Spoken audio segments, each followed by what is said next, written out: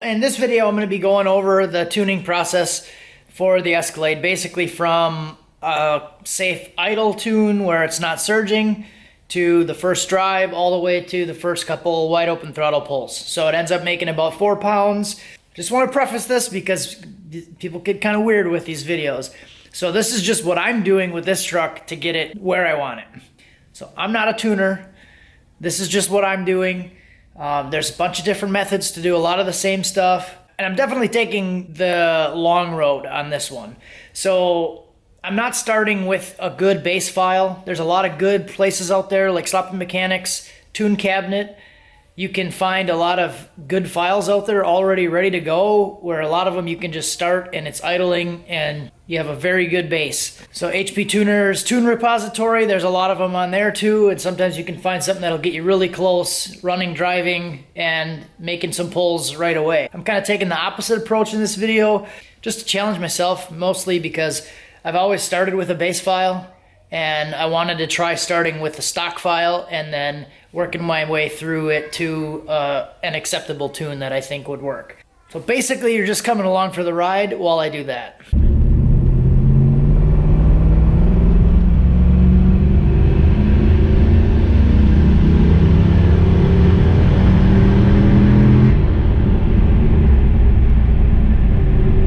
Alright, so I'm in the truck, it's starting, it's idling, it's about a 15.5 air-fuel ratio right now as it's warming up. And you notice I'm not talking that loud because it has a muffler and it's nice and quiet. So I'm actually, the closer I get to driving this thing, I'm pretty excited about it because it's like going to be probably the closest thing I have, the closest build I've done to something that's nice and heat and AC and just cruises nice and quiet. I'm really excited to just, so it'll be nice to just have something that's like, get in it, drive anywhere, heat, AC, whatever. First thing I'm going to do for the cruising section, I'll go drive it a little bit, just kind of see where it's at. But what I'm going to do is I'm going to make sure that I have my AFR error histogram set up. So the AFR error histogram basically shows you your air-fuel ratio error and what you need to correct. So it's kind of like building a table for you that you can just copy and paste into your VE table. That's how I like to do it for the cruising and part throttle stuff. So I'm going to make sure that's set up first. So I didn't set that stuff up yet. I didn't look at the computer, but I just wanted to go drive it because air-fuel ratio was pretty good at idle. So just taking it out and doing some light cruising, and it is pretty rich. So when I get into throttle, it goes right to like a 10.0. It's just peg 10.0. So I'm going to pull over here in a little bit. Probably about 20-30% throttle. It's like a 10.5. And when I get into it, reduced engine power. All right, right away. Okay, so I got into it a little bit and it's rich, so the reduced engine power might be something we have to look at too, because it's completely stock, so it's probably seeing like a bunch of airflow coming in and trying to close the throttle blade, so there's probably some stuff there we got to change, so we'll look at that. All right, so I'm gonna have to set up my wideband also.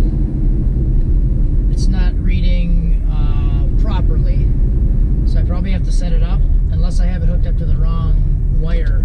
So I might try to switch the wire, but what I'm going to do now is I'm going to go set the code for the reduced engine power, and I'll show you that, and I'm going to disable that code. So it's a P0068. It's like a MAF correlation code, so I'm going to disable that.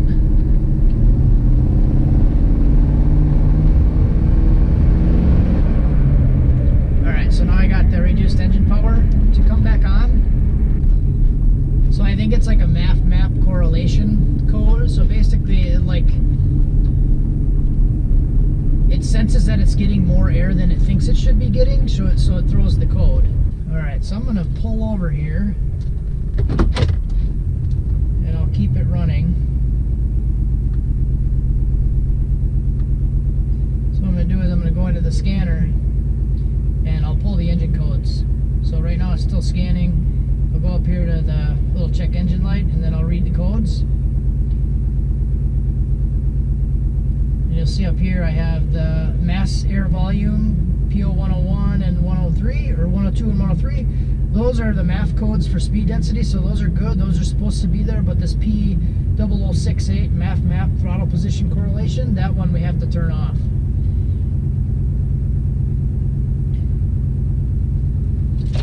So I'm just going to shut the car off right now, and then I'll go up into engine diagnostics, and then trouble codes, and then I'm going to take this P0068 and I'll disable the SES, and then I'm going to turn it to no error reported. So that'll be the first change that we're going to make. So I did get my wideband to start popping up on the scanner. I just had to wire it to the other wire. So there's like 2 signal wires coming out of the wideband. There's a blue one and a white one. I had hooked to the blue one and I had it set up for the white one. So I put it on the white one, now it's reading fine. So now I'll get into throttle again. I disabled that code. I'll see if it goes to reduced engine power, which I shouldn't because I disabled that code. So we'll see what it does.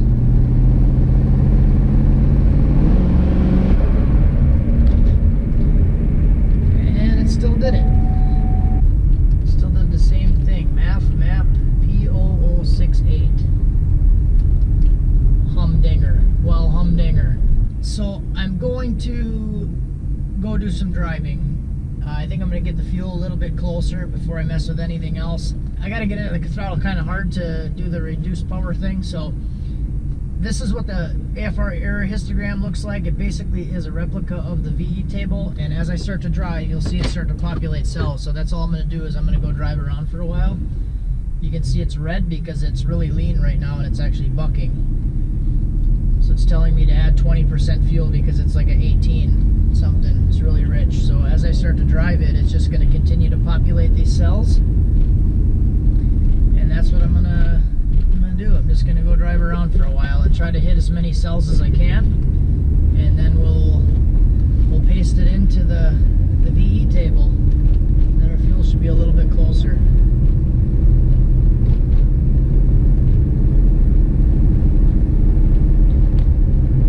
So it's interesting too that that dark red spot where it's all 20%, that is the exact area that I had copied for my idle timing. That's 18 degrees of timing. So as I get back into that area, it's commanding 18 degrees, and you see it go really lean like that. So I could probably add some time, or I could just do it with the fueling. And as it gets out of that range, it goes back to like that 6% that you see on there.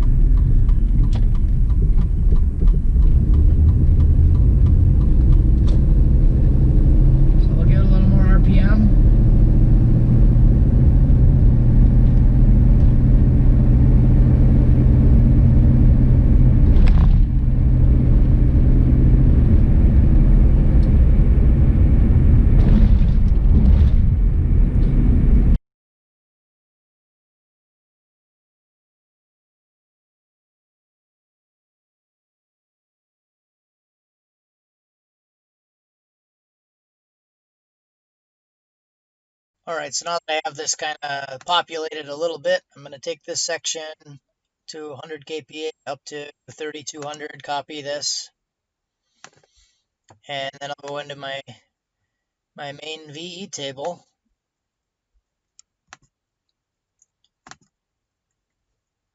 and I'll drag over the same area, 100 to 32, and then I'm going to right click, paste special, and then I do multiply by %half.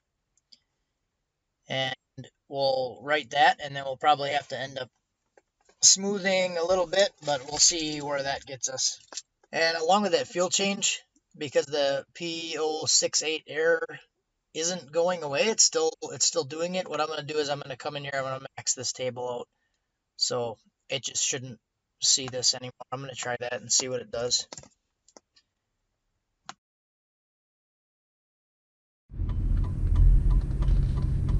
Alright, so I'm going to start another scan here. I'm just going to start fresh. And we'll populate a new table. And you can see already, just after one change, how much closer the fueling is already. So about 3%, just as we're cruising all through the gears. So what I I did also while I was driving, I don't think you saw it on camera, but I manually shifted through the gears. So I was able to rev higher, and then I used the brakes to add load and then populate more of the tables.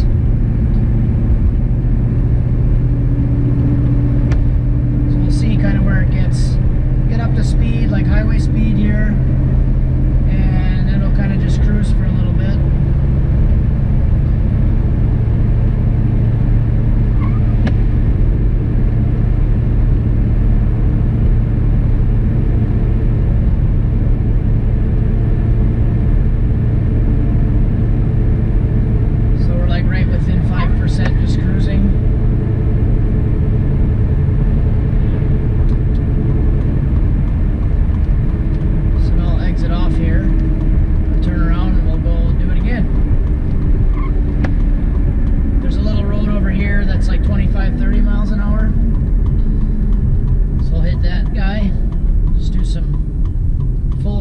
Driving, just cruising.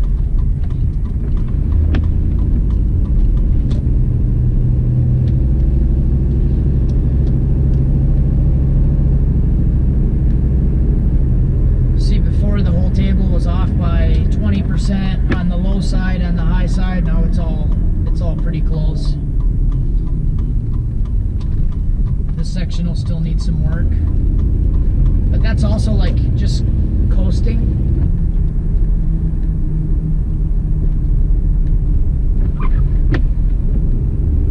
Either way, that's not terrible, because right there I'm just like kind of light throttle, like, or no throttle coasting, and it's a little lean, but not terrible.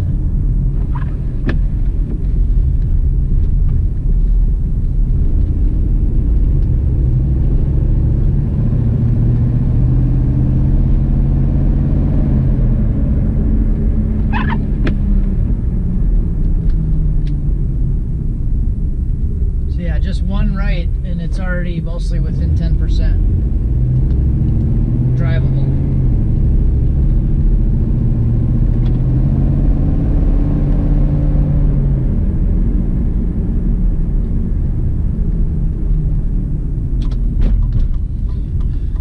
So now what I'll do is I'll dial in like different speeds. So I'll go like 25, coast for a while, or cruise for a while, 35, 45, just hit like different speed limit areas. Kind of like accelerate to normal, 25, and then I'll just cruise around 25, 30 for a while. Let it populate in that area. And then we'll go to like, say, 45. But I would kind of just cruise slow and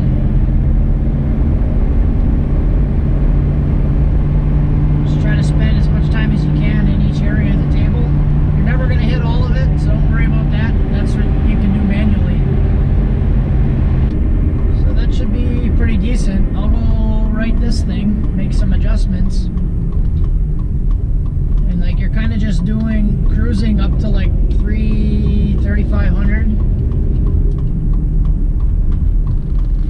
So I'll write that in, but I'm going to do some more smoothing, like hand smoothing, and kind of get it close.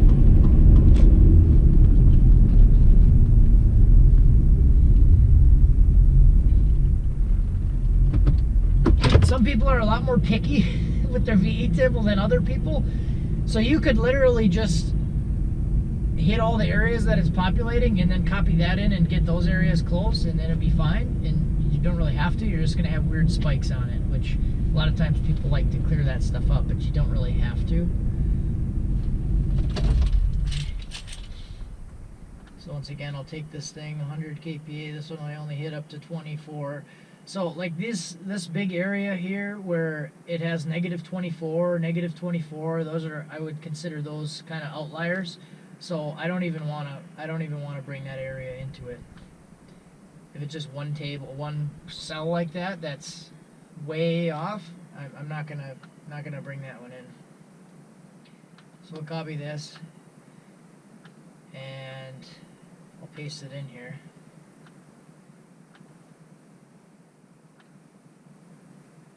Where did I go up to? 2,000.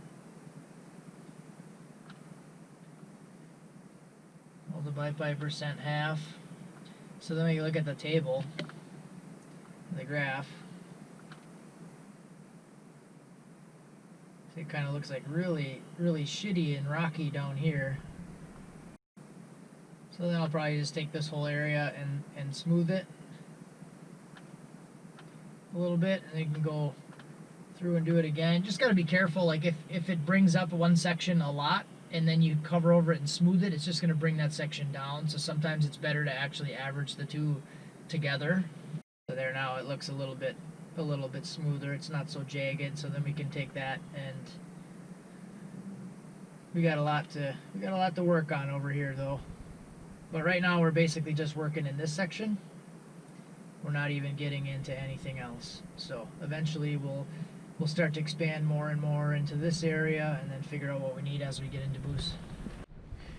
So I'll kind of show you the split screen here, and you can see this line on both is like a dip. So it can go between both of these right here, and you can smooth or interpolate between the two. And see how it smooths it all out there? So then same thing, we can go here and interpolate, and then it smooths that section. This is just kind of making it look cosmetically better. And then you don't have as many fuel spikes. So this section, like right here, is way low, and we know we want this one to continue to come up. So we'll take this one right here, the highest is like 83, 88, so maybe we go to 100 here.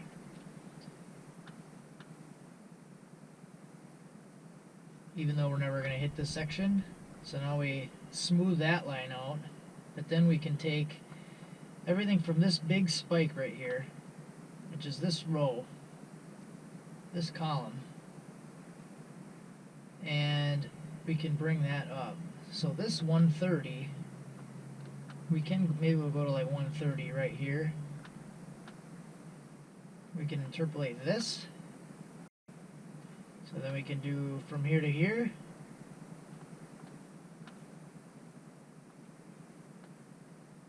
And we should be able to go from here to here.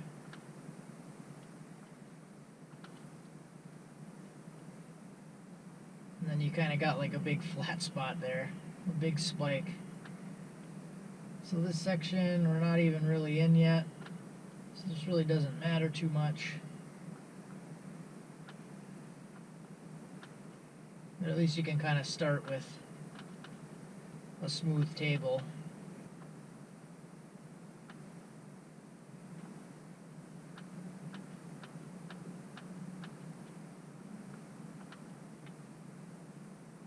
So then see this section here, this goes down.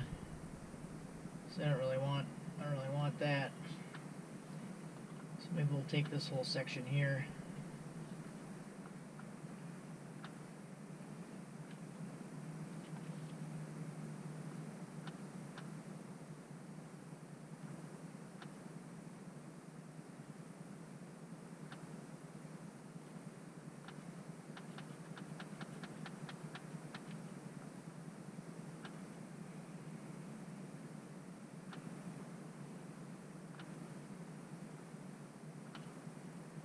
So yeah, that's not too bad. We'll leave it there, and you can also click and drag this. You can do it manually. So that's sometimes what I like to do when you get the little spikes. So you can take this section and like smooth this whole thing by hand.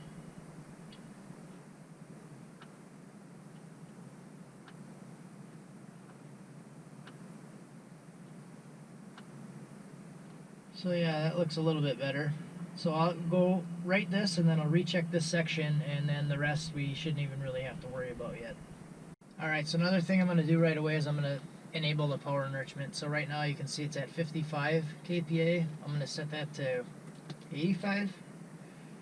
And the RPM enable is at 5,500 RPM. So I'm probably going to do like 3,000. And then boost enrichment, I'll put it at 100.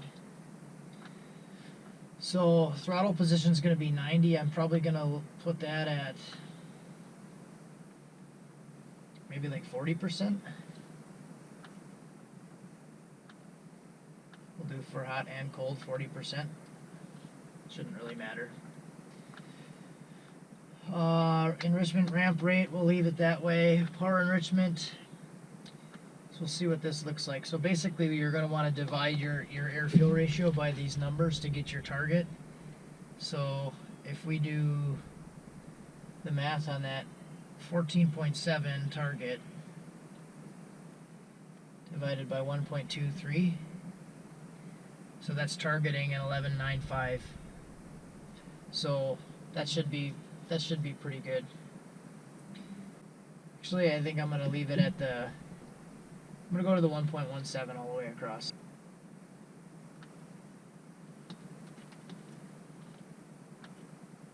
And that's for power enrichment, so that should be good for 12.5, and then your boost enrichment is going to add to that. So here you have everything above 100 kPa. So 1 would be stoic, 14.7. So we wanted a little bit more than that, so we'll target like an 11.5, let's say 11.5. So we're going to go to a 1.27.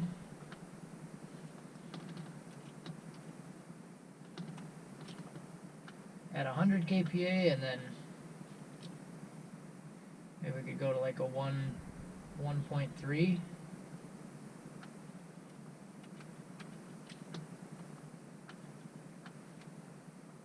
At like 16 pounds.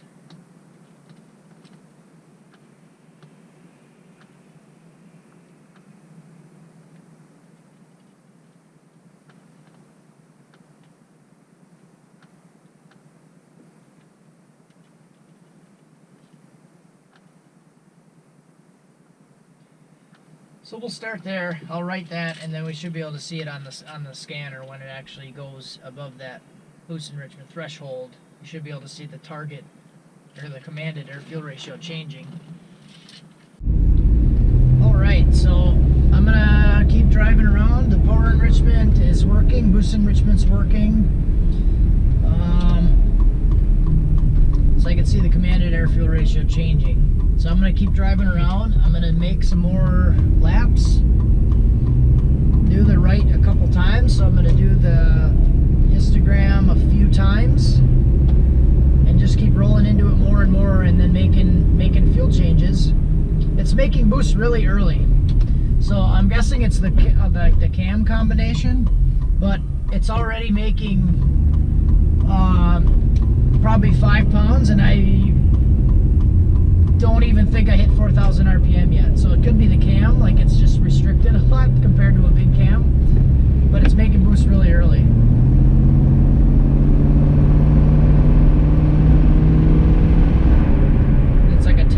Flat right now, so cruising is pretty good.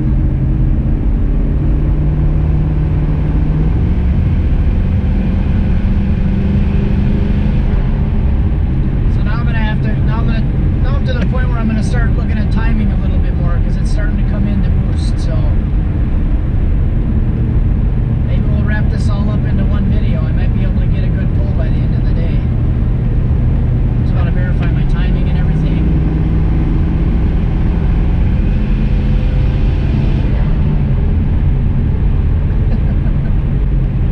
That valve isn't opening though. That's like kind of throwing me off a little bit. I'm not hearing the exhaust valve opening. That could be part of it too, why it's making boost so early. But so I'm just going to do this. I'm going to do this table a couple more times. And then I'll go through and smooth it all when I'm done, because the changes that I did before kind of messed up a bunch of spots. But it helped me in some other areas too, where I smoothed it out up higher. Now I can actually get into boost, where before I couldn't really do that. So where I did mess it up was when I smoothed over the idle section or the cruising section. It changed all that stuff. Like I said, the peaks kind of changed, so it leaned it out in a couple spots, but other spots are good. Alright, so if we look at this section here, it says 3,000 RPM, I see 1.06 per cylinder air mass, and it's showing 8.5 degrees of timing. But if I go into my spark map and I look at 3000 RPM, 1.06, that shows it should be around 13 degrees of timing. So it's pulling 5 degrees of timing. So I'm guessing that's going to be burst knock because it's not showing any knock retard here. And I'm guessing that's going to be burst knock. So burst knock is basically pulling timing in anticipation of airflow coming into the intake. So it's like assuming or thinks that there's going to be an influx of air, so it pulls timing. So what I'm going to do is I'm going to add burst knock onto my scanner and just verify that that's what it is, and then I can adjust the burst knock because I basically don't want that to be there.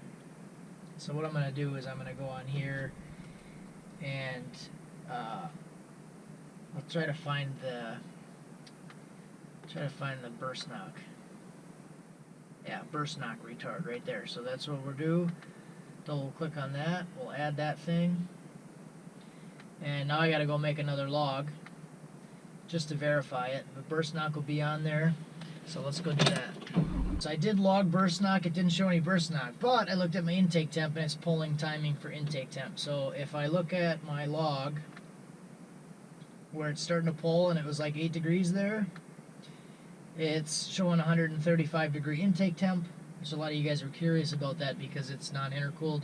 So this is making about 6 pounds at 4,500 RPM and 145 degree intake air temp. So if we look at the editor at 140 degrees, it's pulling about 7 degrees of timing.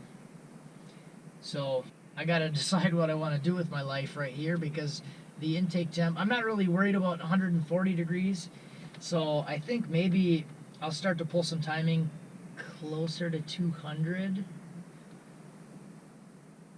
but the rest of the table I'm just going to zero it all out. So I'm going to do that with all the timing corrections. So all of the timing, intake, air temp, everything that it wants to pull timing for, coolant temp, intake, air temp, I'm going to make that all 0.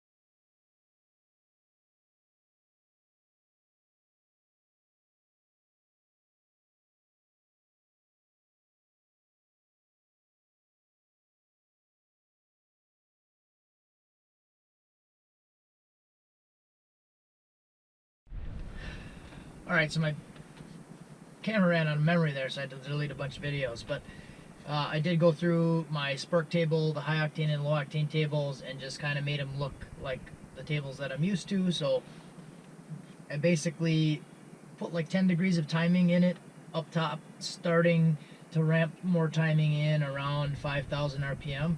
So it's basically around 10 degrees. And then at 5,200 it ramps up to 15 at 6,000. So rest of it didn't really change a whole lot. It did make the fuel change. I'll go drive it again and we'll just keep rolling into it and making some changes, small changes. So we'll do a little pull ski here.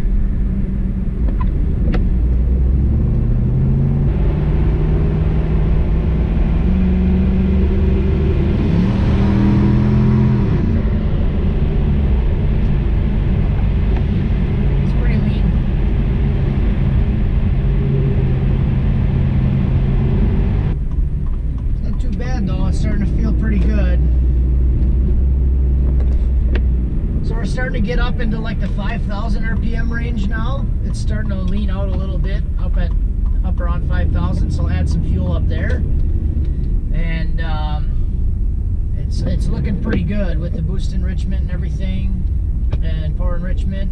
It's looking pretty good. So I'll actually look at the log now and I'll see where it was at for boost. I wonder if it's starting to level off yet.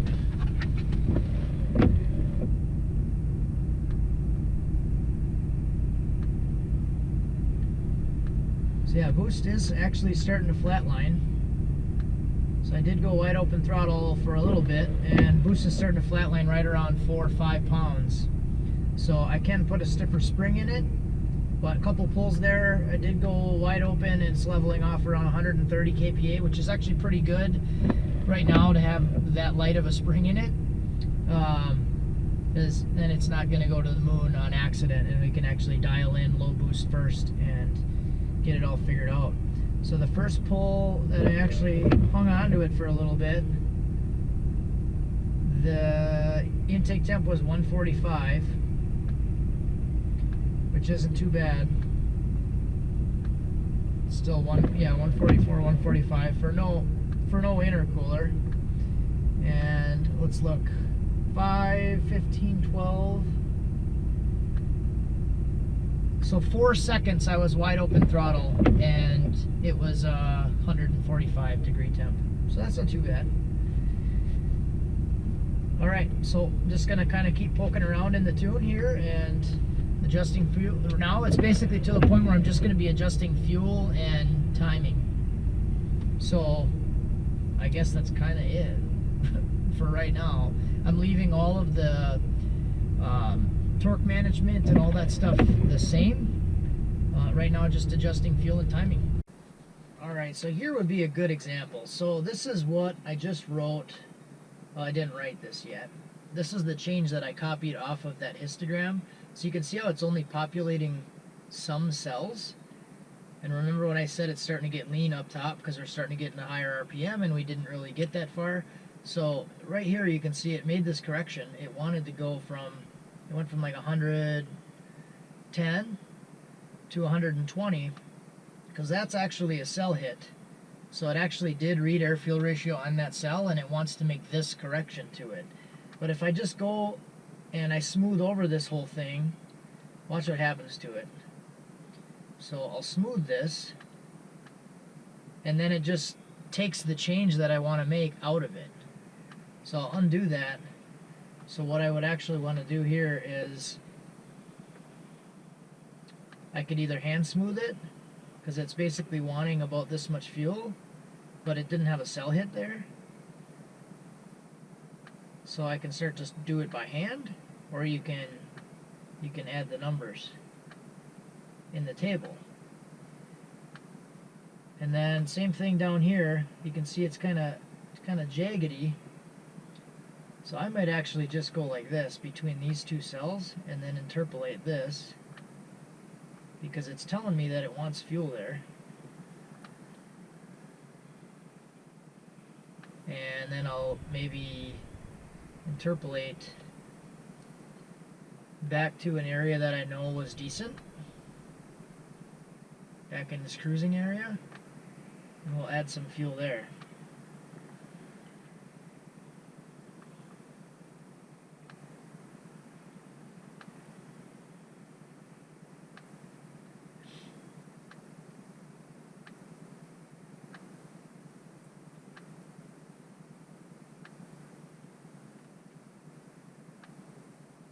So we'll get it kind of close.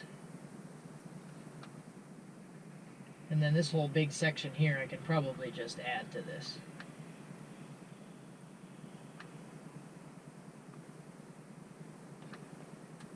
Maybe I'll just go 5 and then add until that's all smoothed out. So now we'll probably be a little bit safer in that area because the fuel was coming up to there where it wanted it.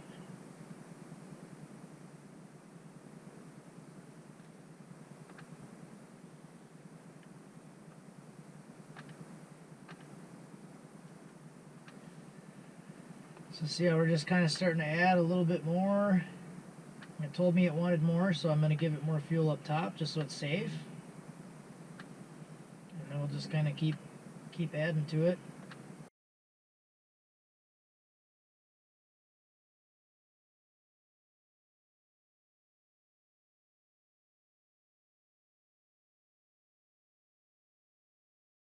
So still not great yet, but you get the idea.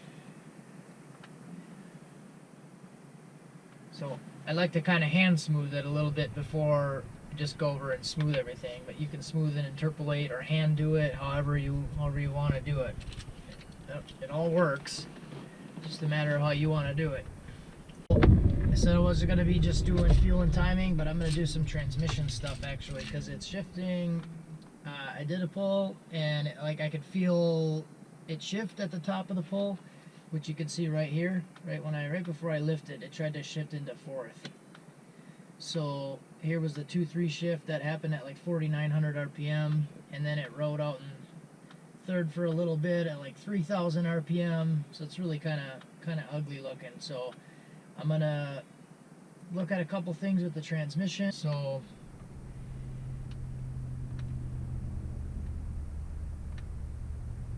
I'm just gonna start going through the tabs. So shift scheduling, full throttle shift RPM. I'm gonna raise this to like 6,200 for the 1-2 and the 2-3 shift. So that should raise it a little bit more. I'm basically going to copy that into all three of these tables.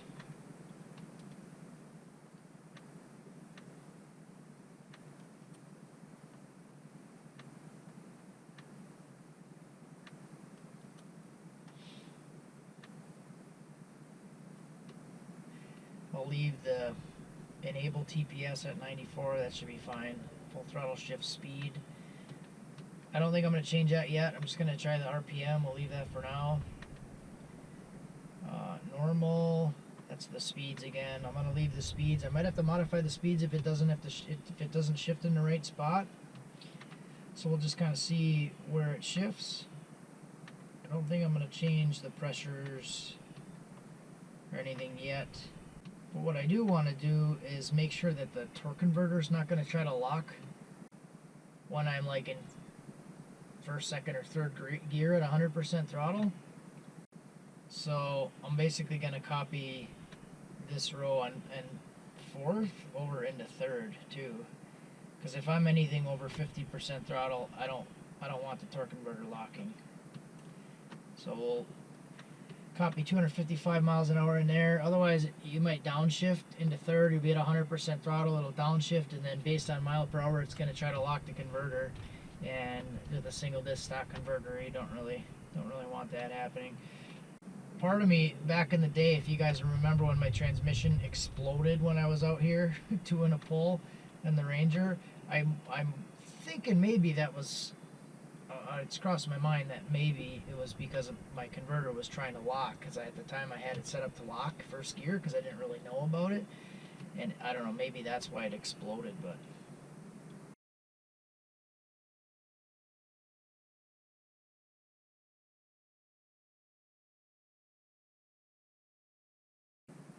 torque management abuse mode, I'm going to leave that on for a little bit.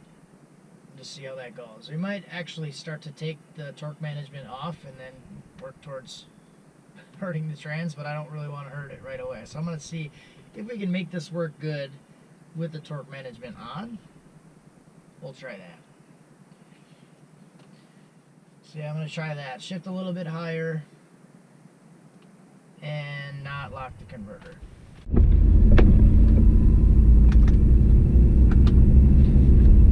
I got a special request from the wife to come home because I've been out for probably 3 hours. So she requests my assistance. So I'm gonna go home, we'll do a little pull coming this way. Hopefully everything's decent, cleans up a little bit. And yeah.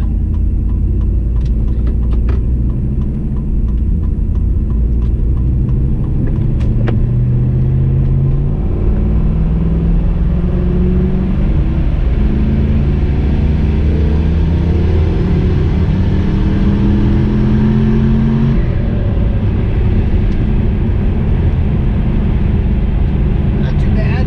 Air fuel was good. It's only 4 pounds.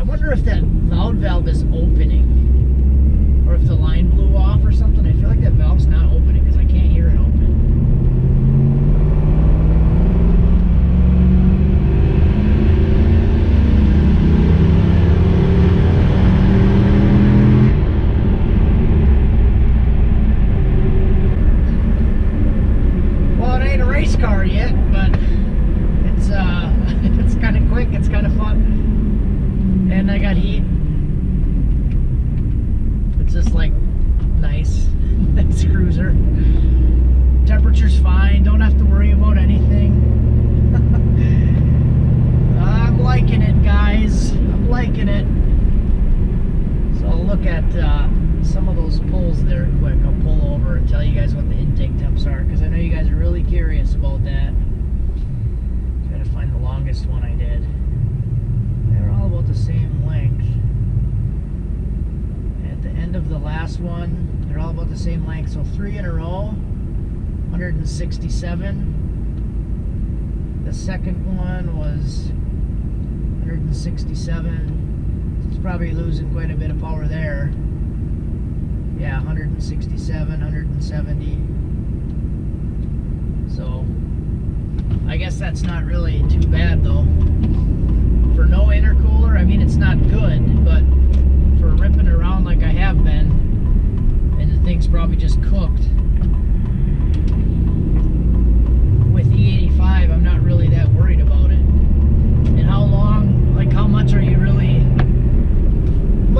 ripping around like that on the street, you know? The way my driving style and what I do on the street, I'm not doing like a 30 to 120 pull all the time or ever. Like I never drive that fast on the street.